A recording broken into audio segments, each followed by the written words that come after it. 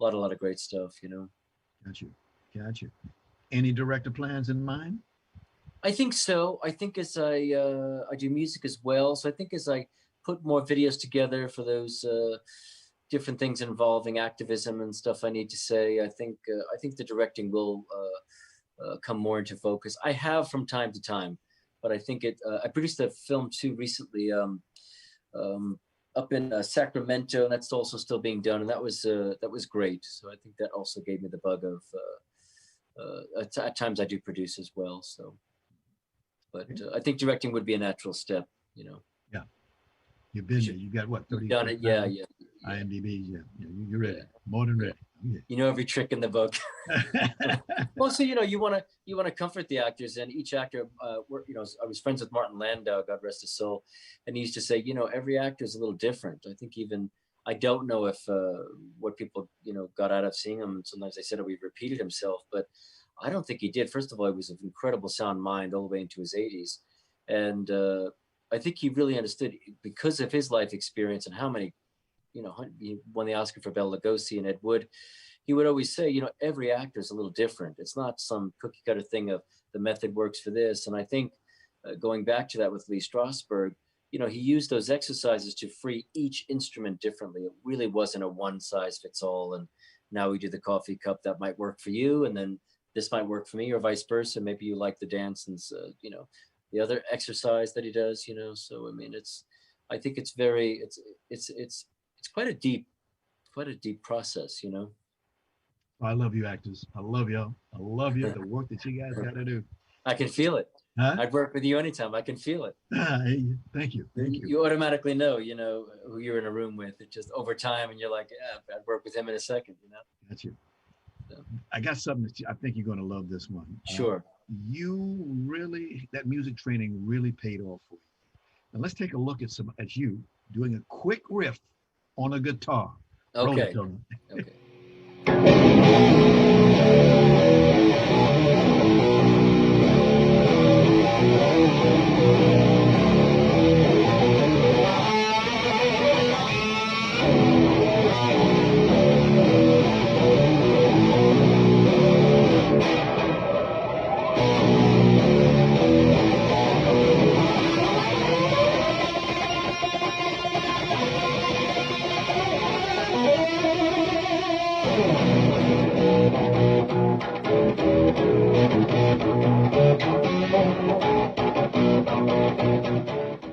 Wow. I'll send you a copy of the show. You'll see yourself on there. You had your stuff doing your thing. Wow. Yeah, doing my thing. Yeah, I love the Yeah. guitar. Love the Yes, guitar. indeed. I also heard from the grapevine that you presented a piece guitar to Saddam Hussein in 1996. I did. I did. I think this is the first time I think I'm talking about it on the air to anyone, just so you know. So I'm honored to be on, honored to speak with you about it. I do a lot of Native American work with a guy named Joseph Rael, a chief and a mystic who's retired now. He's just an incredible medicine person, you would say, and a really advanced person. Being in vibration, can't recommend that enough to anybody. And Letters to a Young Poet by Rilke is my other favorite book. Um, but yeah, it came to me. We were going back to Iraq, and I just thought, you know, we were already there, and it really was above. The feeling was coming more from another place of not just what we had to gain from going back there. It was really just more of. I really felt it. There was just too much hypocrisy. We either knew he was good or bad, or when we were there, and I did present it to him. I met the ambassador Nizer Hamdoun, and he took it to Saddam. I gave my guitar to CNN. Did a little interview on it that kind of quieted it quite a bit. But it was very nerve wracking. It was a little nerve wracking, the whole experience. A bunch of people from arts and actors signed the thing. It was like, I should have sent you a picture of it. It's a beautiful guitar, and sent you the letter as well. He received it, said nobody could, he was surprised anyone even could interact with him like that, you know, or I didn't, it wasn't about condoning what he had did wrong or right or whatever he was involved with in criminal activity. That's his business and his karma. But it was more like, are we going to continue to have war on this planet? It's just really becoming, you know, a waste of time in a way, and we have to find a different way to work out things. But he invited me to get to B.B. King gave his guitar to the Pope that year, 1996, and I gave mine to Saddam Hussein, December 21st, 1996. Everybody thought I was out of my mind, of course, and did the little interview. I didn't go to, he invited me to Babylon to play the guitar in a big concert, sent back all these watches as gifts that I gave to the people that signed, but I felt my job was done. You know, I'd done my part in it. A man named Jimmy Twyman, who's kind of a spiritual leader, really. He went and played his guitar for Saddam around the same time, and I always felt a little bit like maybe I nudged the door open, and then Jimmy went over there and did what he needed to do. You know, in the sense of some kind of strange mission we must have been on at that time. You know, but one of the probably the weirdest thing of my whole life, the weirdest anomaly of like I don't even know how that happened, but it did. You know? Well, unfortunately, Rob, we have to close out at this time. Thank you so much for coming out today. Really, what a pleasure, Ron. And we'll get together again, and I'll get back in touch with you to make sure that happens. Again, thank you very, very much. Thank you so much. I'm so honored to be on your show, and really, I look so forward to speaking with you again. Thank you. This is The Actor's Choice. I'm your host, Ron Brewington. The studio of Harvey Brandman Photography as an Art is proud to offer you a $100 discount off any photo package valued at $300 or more. Now, Harvey's been in the business for nearly a quarter of a century, and he certainly knows how to take care of his customers. So please give him a call today at 818-954-9294. That's 818-954-9294. You'll be glad you did. And by the way, please tell Harvey that you heard about his offer right here on The Actor's Choice. Haiku, style, passion, heart. It's the latest release from author and attorney Ron Irwin. Now, the book was inspired by the author's first exposure to haiku well over a half century ago. And this experience produced within him a deep passion to experience Asia, which he later did as a U.S. Marine. The book is available in paperback at lulu.com. And Irwin says he'll give 20% of net book sales split evenly between the veterans of foreign wars and Vietnam veterans of America. Book to the Future, Time Travel, Message in a Capsule. It's a book by author Larry Buford. It's his historical and faith-based account of how what we do and follow today will affect us tomorrow. The author also calls it an adventure for those who want to travel back through time. The book is now available in paperback for only $17.95 from Amazon, so please get your copy today. And now, a word from State Farm agent Carla Green. Roll it, Tony.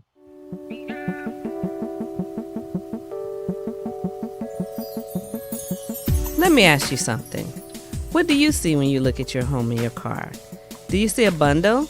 A combo deal? That's how other insurance companies see them. But a State Farm agent sees so much more. Because the State Farm agent sees your home and your car as more than just four walls and four wheels. They see the things you've worked really hard for. So why not give them the protection they deserve? Let me help you with that. Give me a call. State Farm agent Carla Green, 213-239-9675. I look forward to speaking with you. Okay, Ron. Thanks, Carla. And like a good neighbor, State Farm is there. For more information, call 213-239-9675. That's 213-239-9675. Attention all actors. An Actor Space provides classes and private coaching by veteran actor Rob Brownstein. An Actor Space is Thursday night classes for working actors and Tuesday night foundation and technique classes for early career actors. The idea here is to build on each actor's strengths and who you are to help refine and reimagine your actor in your career. For more information, contact class at robbrownstein.com. That's robbrownstein.com, or call 323-646-1268, 323-646-1268. Thank you.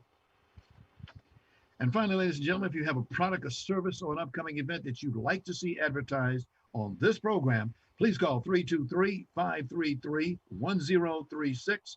That's 323-533-1036. This is The Actor's Choice. I'm your host, Ron Brewington. Roll it. And Ella Fitzgerald. Leimert Park has been called the soul of L.A.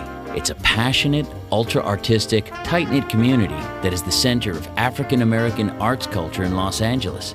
Nestled in between Hyde Park, Exposition Park, and Baldwin Hills, a visit to Leimert Park is a must if jazz concerts, jam sessions, and Jamaican food are your thing.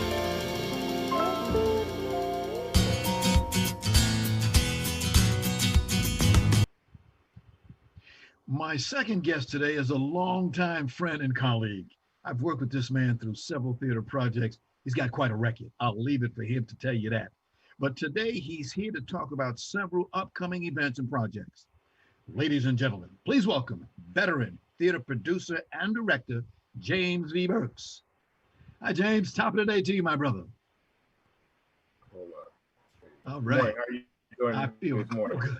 Feel good. It's even better because I'm looking at you. Thank you very much. Handsome young man. Handsome young man.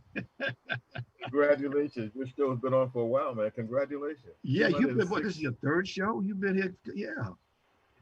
Yeah, at least 3. Yes. Maybe 4. I don't know. Yeah. When I was doing the African marketplace, I think I may have been done. Yes. So. We thank so many people. We started out as an idea, and now we're at 207 episodes now. So we thank a lot of people for working with us, and we work with them, and we just have a fun time. Every Monday, I look forward to sitting in front of the camera and doing this. It's what I call STD, something to do. You know, it's just one thing. You know. Well, we appreciate you. You know, I think the arts community in Los Angeles couldn't do without you. I think you promoted quite a few people who wouldn't have gotten promoted otherwise. So got you. We appreciate it. Got you. James, you should please take a few moments and tell us a smidgen of some of the things that you have done over the years. Well, I only got 24 minutes on this show, so I'm gonna make it quick. I met Ron back in the 70s when I was director of the Inner City Cultural Center's Institute for Performing and Visual Arts. Left there and got involved with, after doing Watch Stacks, I got involved with Rennie Roker with Jack BMX's first black bicycle motocross company in the world, and we ended up winning the world championship. Did that for a while, went back to Inner City Cultural Center. Left there for the last 36 years. I've been director, I've been an Arts Center director for the City of Los Angeles Department of Cultural Affairs. I've directed the William Grunsteel Arts Center, Jobs in the Arts, the William Ray Photography Center, the Lancashire Center, the Madrid Theater, the Encino Photography Center. I was director of performing arts for the city, where I helped create the city's festivals program. We had about 106 festivals in Los Angeles. The key thing that I think I did, which is part of what my philosophy is about the African American community, was I built a marketplace and cultural fair to be more than just a one-time, one day a year street festival, but to be something that could morph into a year-round attraction to build a sense of place within the African American community. But it was more than just African American. It was built on the African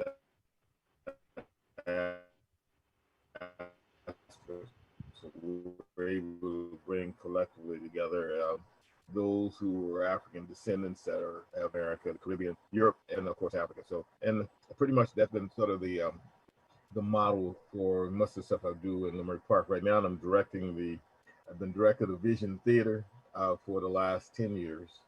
And there's a lot of changes happening there. I'll talk about that in a minute. And now I'm director of the Leimert Park Cultural Hub.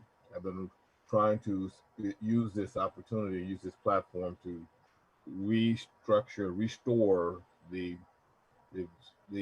theater community of South Los Angeles. At the time when we had PASLA, if you remember, Performing Arts Society of Los Angeles, we had the Inner City Cultural Center that we restored, the Watts Writers Workshop, the Fundi Institute, Francis Williams Corner Playhouse, Fox Follies, Inglewood Playhouse, Ebony Showcase Theater. I mean, we had a lot of theater and theater training happening in South LA. So now with partnerships with LA Southwest College, we're trying to do two things.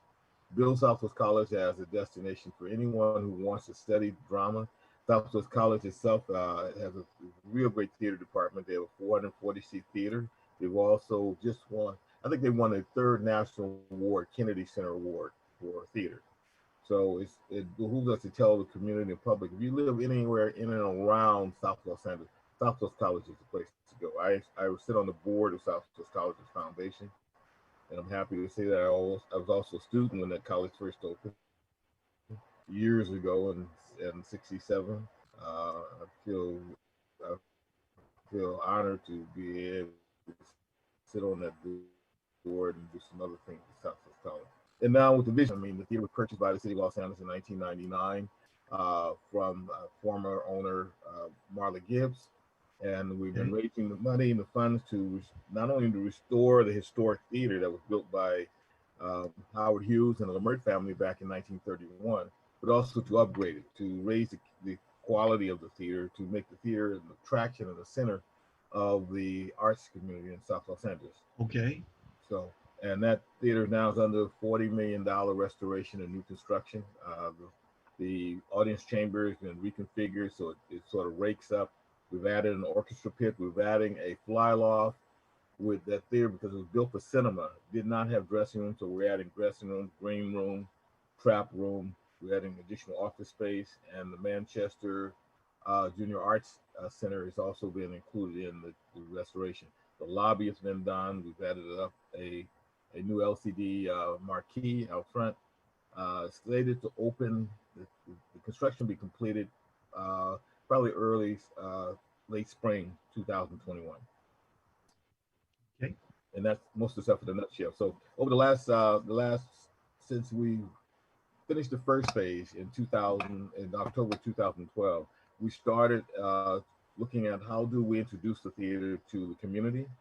So during the time between 2000 and March 2013 and December 2017, when the theater closed for construction, I think we had over 125,000 people come through That's there good. just to see That's good. our vision for what the Murray Park Theater could be. Let And me ask you this. what we're going to talk about today is one of the projects. Okay. Let me ask you this. Today, we want to talk about the Lamert Park. We opened with if you notice, I used a video showing background on Lamert Park. As you know, construction for a railway on Crenshaw Boulevard has been going on for how long now? Too long, right? Yes, very long. Well, Yeah. it's slated to be finished also next year. And Lumber Park itself has a metro station. Right. And, I got my fingers and toes crossed. Right. and Destination Crenshaw also opening next year. Right. It's going to make that whole hub there really an attraction. So the objective is to get it ready, get everything ready that I've been talking about for 2028. It gives us an opportunity to plan for what we weren't able to do in 1984, is prepare the community to host a number of delegations. In fact, I'm working personally on a African American host committee for the 2028 Olympics to host those delegations that are coming from Africa and those coming from African descendant countries. So there's a lot of work to do, but things around it's all happening at the same time. And Yes. what happens as an urban planner, people see it and they say, "Well, they're just allowing Lamert Park to deteriorate." Not really. Lamert Park is growing. We have a lot of new, young, millennial business people in Lamert Park to merge with those that exist, like the World Stage, the Barbara Morrison Performing Arts Center, the Barbara Morrison California Jazz and Blues Museum, the Fernando Pullum, which is a nationally recognized young group of musicians, probably the best young jazz orchestra in the country, with his Performing Arts Center, with the Regency West Hospitality Center, with the Ben Caldwell's Chaos Network, which is a group that spawned a lot of groups coming out of there. He's right now overseeing, along with the Lamert Park Corporation, the People Street Plaza. The park has been restored. We've all had inundation of homelessness, and sometimes people look at trying to deal with the homeless crisis with a sort of myopic eye instead of looking at all of the needs as opposed to just housing needs in that community. But that's another story, long-term story. Then you have the Hot and Cool Cafe with Tony Jolly. You have the Haroon Cafe with Chase Johnson. Then you have the Eswan Bookstore. You have a Brazilian store called The King that's over there. And we have a couple of new places open there, the Soul and the Art and Practice with their galleries and museums. So there's a lot of creative industry in and around Lamert Park. There's no wonder people want to try to gentrify Lamert Park because it is a historical jewel. Yes. And as such, because it is historical, as you know, the public sat in the lobby of the theater during the construction has gone on. To see that, to see a stage that you guys set up in there and can enjoy stage plays Well, while construction is going on in there. The yeah, work that I got to give some credit where credit is due. The thank work that you and your very trusty assistant, Ursula and Bryant, Tony, can you put Ursula's picture up? you. Needs to be commended. I mean, there's that lady right there. She did a great job, you guys together. Things And that you did. it wasn't just the theater. You know, we're in a hot zone. You know, and Yes, Erskine and also thanks. Short played a major role in transitioning people mindset. You know, it's like when I did the aftermarket, I wanted people to come into an experience. When you come into Leimert Park, you come into an experience.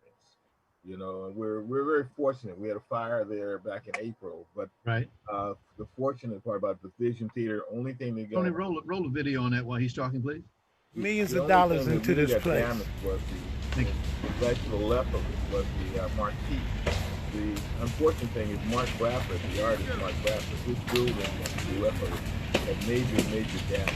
But they're going to rebuild the building. I think they had insurance on the building. But, you know, Leimert Park has a lot of, 90% of the buildings in Leimert Park are owned by people of color. And so they all have plans for what they're trying to do. There's a new Ethiopian restaurant just opened on Leimert Boulevard. So that little square block, two square blocks of Leimert Village, Uh-huh. coupled with what's already happening on Crenshaw with the whole cultural destination project, with the Crenshaw destination project, with the first visitors to Los Angeles going to be able to see when they come from the airport, it comes up at 62nd Street. They'll see the African American community. So that whole corridor along there, that's a brainchild of council member Marquise Harris Dawson, is to give people an idea that the African American community has contributed, what the African American community has contributed to the world. The same thing happened over on Central Avenue to a certain degree with Councilmember Kern Price. The people starting to realize what we started talking about back in 1985 is that you have to value the culture because it is a product. It's a product that attracts and influences cultures around the world. Leimert Park is the hub of that for the African American community. So when you were talking about the lobby, we actually grew the Readers Theater and the Theater Festival out of the lobby. So we added a seasonal theater festival. And people said, "You doing theater in the lobby?" Well, you know, theater is where you make it. It's an environment, and it was success. It was successful. We had little to do. We didn't have a budget. You know, Cultural Affairs Department just wanted me to manage the space because the city went through a financial crunch in the 2008, 9, and 10. So I said, well, we're managing a space, but we got a vacant space here. So let's invite these groups. The majority of them, the 125,000, came through the Vision lobby. So we made the lobby available for fraternity, for community groups, for theater, for local meetings. We developed 3 charrettes out of that theater to define what we wanted Leimert Park Village to look like once it is completely renovated and once we get to the point where we now are focusing in on the tourism market, the whole cultural tourism issue. So we're pleased now. The Vision Theater is close to being completed. There's a little bit of a shakeup right now in terms of who's going to operate the theater. Yeah. You know, and I think that's an issue that the community should get involved in and have some say-so in regards to it, because I think that you have so many different components. You know, you not only just have theater, but you also have concerts. You have dance, you have music concerts, Yep. you have spoken word. We're also proposing that we build a conference center over the parking and with parking down below at the Vision lot and a boutique hotel next to that, so that there is some attraction for people who are coming to Los Angeles to stay in Gotcha. Leimert Park. But a conference center will also give us reason to attract all those conferences that come into LA. Right now, the African American community has an estimated economic impact on the domestic tourism market of over $115 billion annually. Well, there's an opportunity to grow and build jobs in the community. So we're looking at extending People Street, creating a Leimert Park incubator program for small business to grow them, much like I did with the marketplace when we had the stores in the Crenshaw Mall and at the Westfield's Fox Hill Mall. We were growing small businesses. They have 2 businesses in Crenshaw Mall that came out of that incubator program. The cost that it takes to be in those malls. We're hoping in Leimert Park, we can capture a lot of small businesses that are now really being affected by COVID-19. I think we have the right idea in terms of how to grow them in Leimert Park goes. You talked about groups. One of the groups that you work with is the Los Angeles Inner City Cultural Center. They have, as you know, C. Bernard Jackson, a legend in his time, who started a whole, made it good for a lot of actors back in those days. There's a lady that you work with, of course, Dr. Sandy Sheffy. Yes. Yeah, there she is. And don't forget Ernest Delahaye. And there's a whole lot of other members that we don't have the time to get them up there, but you know who they are. We know who they are. And we want to thank those persons for the work that they give. There's a lot of, let me ask you this question straight out. How is Black theater doing here in Los Angeles? Well, I think when you had the demise of Black theater in South LA, when you lost all those theaters I mentioned earlier, then we had no other option but to go into the West Side. Just like when the Watts they call it a riot, when Watts 1965 civil unrest occurred, they didn't rebuild the Central Business Corridor, which is Central Avenue and 103rd Street. So they didn't rebuild any of that for years. They did, and the first market in South LA was here at the Crenshaw Mall. I'm talking about food market, the Albertsons there. So what happens with theater, the same thing. People have to go to the West Side to spend their money. In fact, I was saying to Recycling Black Dollars and Urban League, this is a perfect opportunity for South LA to focus on rebuilding itself and reconditioning the mindset of the African American community to spend money at African American small businesses. Right. The Hot and Cool Cafe has spawned a plethora of coffee shops now in South LA. So it's not just Starbucks anymore. You now can go to Hot and Cool Cafe. You can go to Haran Cafe. You can go to LA Cafe and several others in South LA. I think that we have to take the bull by the horn ourselves and rebuild our communities. And so with theater, we've been trying to do the same thing with theater. There's a small 99-seat theater at a place called Home. We're talking about Watts Towers with the 440-seat theater and our partnership with South. Right. Now you mentioned one organization Cal State Dominican. Which one? One organization is the National Black Theater Festival, and you do a theater festival here in Los Angeles. Can you show that poster for just a second, Tony? The National Black Theater Festival. Yeah, there it is. Thank you. You can see every year it's a biannual event down in Winston-Salem, North Carolina. A lot of people go down there. I've always threatened to go down there. I'm getting down there.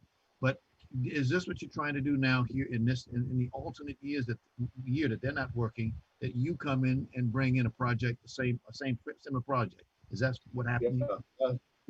I knew the individual who started the theater festival, and he would come to me when we were doing the African marketplace, and we'd have conversations about it. I think that theater festival has done a remarkable job to help restore and faith in Black theater in this country, because it draws a lot of established theater people and a lot of new theater people, new playwrights, new actors, new directors, established playwrights, established actors, established directors. And it's something people can look forward to every other year. We started in 2013 to do a theater festival here in Los Angeles with a whole different spin, because we're in Hollywood. We're the center of the film industry, that we wanted to make sure our theater festival focused on real ideas, like transitioning from live stage to screen and television. It's unfortunate, but I guess it's fortunate as well that this COVID-19 has given us that opportunity to do that with Zoom. So we've been doing the theater festival, the Readers Theater this year, as a Zoom reading. The theater, and our plans are to do the West Coast Theater Festival as an international theater festival with every other even year. So the National Black Theater Festival in North Carolina is every other odd year.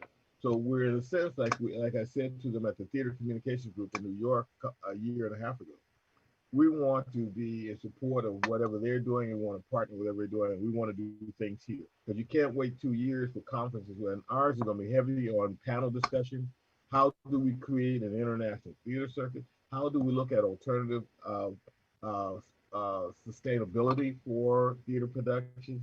And how do we look at alternative theater? And how do we reinvigorate our communities with the issue of tourism and the issue of training young people to be. Okay. So our theater festival now about 16 plays. We hope to have about 20. We have about 4 or 5 countries outside that we've been seeking to be part of the theater festival. It's a difficult time for us right now because this COVID-19 has put everybody on lockdown, and we're all struggling with trying to do what you do right now with your show is air it. So we're looking at using the Barbara Morris, and she's turned her theater into a studio, small studio. So we're When is that going to be event going to broadcasting be? part of Can it you out put of the that. And Barbara part Morrison up to me? When is that going to happen? That'll open. Well, the theater festival stuff will open September the 20. I'm sorry, August the 27th through September the 6th. And some of the works will be I will be at the Barbara